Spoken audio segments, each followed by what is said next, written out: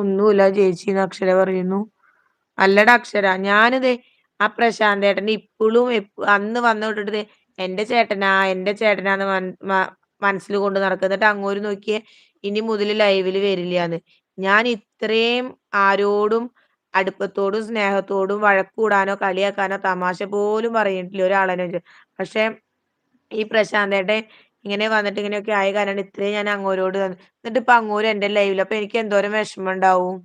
ഒരു ഏട്ടനാന്ന് പറഞ്ഞിട്ട് ഏട്ടന്റെ പോലെ നിന്നിട്ട് ലാസ്റ്റ് ഇപ്പൊ നോക്ക് ഇനി ഒരിക്കലും വരില്ലാന്ന്. അക്ഷരയ്ക്ക് എന്താ പറയാനുള്ളത്?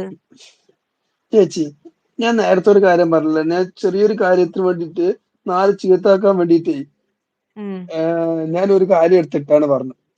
ഉം അത് കഴിഞ്ഞപ്പോ അത് വലിയൊരു പ്രശ്നമായി മാറി എന്ന് പറഞ്ഞില്ലേ. ആ അതെന്താ സംഭവം ഞാൻ പറയാം. ആ എന്താണ്, ഞാൻ എന്റെ മൈൻഡ് കൊണ്ടുണ്ടല്ലോ ഉം മൊത്തത്തില് ഇന്നലെ മുതൽ മൊത്തത്തിൽ അങ്ങനെ എനിക്ക് ഭ്രാന്തെടുത്ത് നടക്കുകയായിരുന്നു.